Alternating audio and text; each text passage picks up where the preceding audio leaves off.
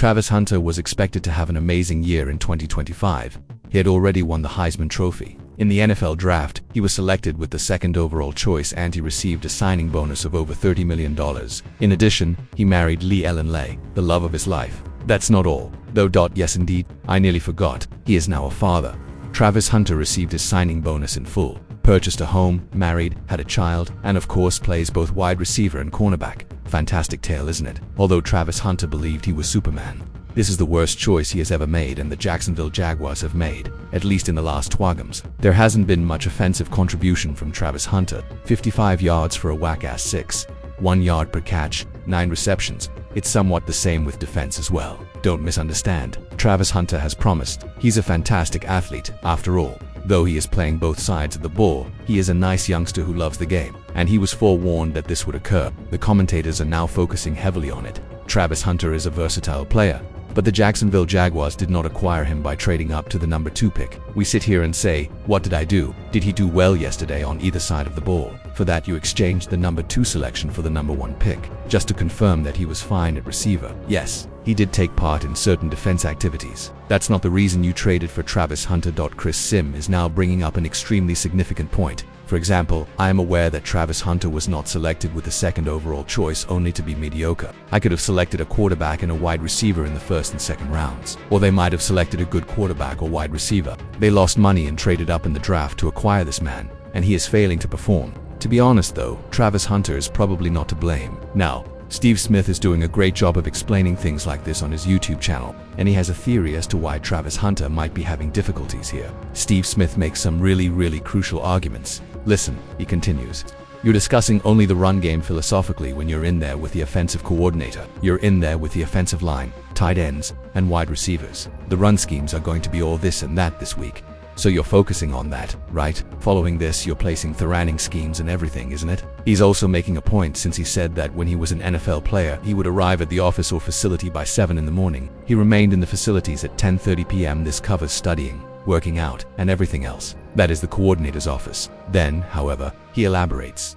What comes next after receiving all of that information? The wide receiver coach is the next person you break down to as your position coach. You then begin discussing how to target defensive backs or coordinators, as coordinators obviously vary from week to week. Although you have 17 games in the AFC South, you will encounter those coordinators at least 6 times a year. You spend every week learning new concepts and defenses from your wide receiver coach. It's challenging. Now consider on one side of the ball. Wide receivers are performing all of those tasks. On the opposing side of the ball, the defense is acting similarly. Travis Hunter is a cornerback or defensive back. Consequently, the defensive coordinator will arrive with a comprehensive plan outlining their strategy. Complete the defense. Following that, you divide your quarterbacks and nickelbacks, and you continue this for the entire week. Travis Hunter's issue is that he lives in 2 different universes. I would like to acknowledge the Sandbox Sessions podcast. Well, give them a shout out. Visit them. They have a really valid point, don't they? The Jacksonville Jaguars, who I believe were playing the Bengals, were winning at one point during the game,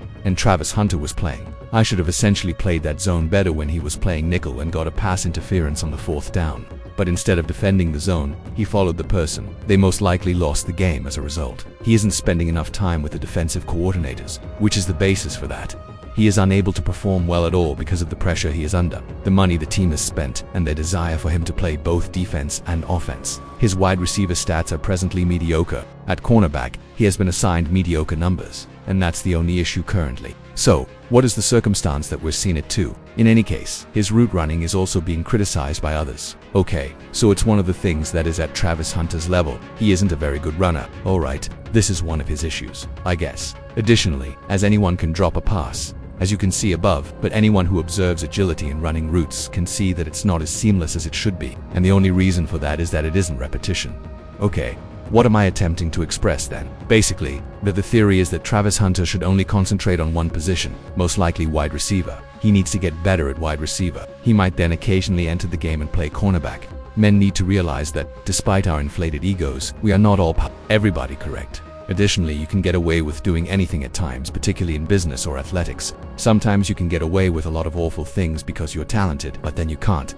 As previously mentioned, you're competing against less opposition when you're in Colorado. The offense and defense are not as complex as they are in the NFL. You're not the only top athlete on the field when you get to the NFL. Everyone is now smarter than you and is a good athlete. They are more knowledgeable than you.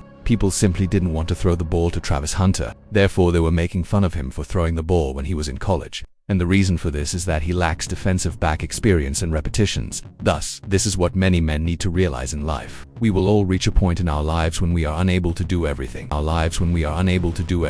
You must put your seatbelt on, choose one thing, and become really good. You just cannot do it, regardless of your belief that you can. Okay, he's a new parent, I guess. He's a new husband, I guess. In a new city, he is playing 2 positions. You know, you're now being criticized. You costs the organization a lot of money. What occurs then when you're no longer the best player and you've never experienced that kind of hardship? A man may have a loss of confidence as a result. Because you're not the best, it doesn't make you a bad person or a suck-up. No longer a K. You're no longer the greatest guy, but it doesn't mean you're untalented. Because an NFL career depends on so many different factors, such as the coach you have. There are a lot of NFL draft picks that are selected in the first round but aren't able to have a superstar career. Even with the best coach, there are situations when they are sacked and replaced by a general manager who lacks confidence in you. You enter a completely different system. You are harmed, and all of that stuff happens, don't you think? You must therefore play the game with a great deal of luck. Regarding Travis Hunter, he's just receiving this is a wake-up call. Not everything can be done to the best of your abilities, and that is entirely alright. Let me say that again. You can't do it, and that's okay. Okay, in life, everyone needs assistance. Okay, getting rid of things, organizing your life, getting on track, organizing yourself, simplifying your life, and then moving on to something new can sometimes make life easier. Because you're going to do this. Someone who is exceptionally skilled at one thing will outperform you. I'll tell it once more. Someone who is exceptionally skilled at one thing will outperform you. This explains why people like Warren Buffett haven't tried to become IT or real estate tycoons throughout the years. He simply excels at purchasing stocks and companies. Therefore, that is plenty for him. There's nothing he's trying to do that he doesn't comprehend.